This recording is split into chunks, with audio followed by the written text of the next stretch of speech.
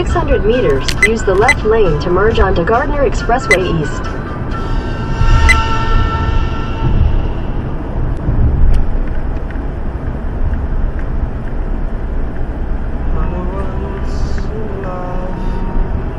Use the left lane to merge onto Gardiner Expressway East, then continue straight to stay on Gardiner Expressway East.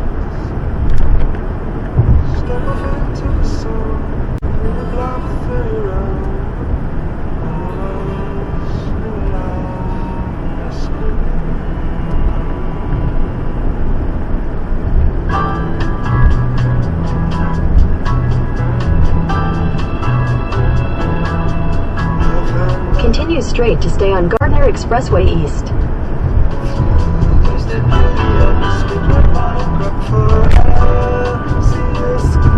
Continue on Gardiner Expressway East for 12 kilometers.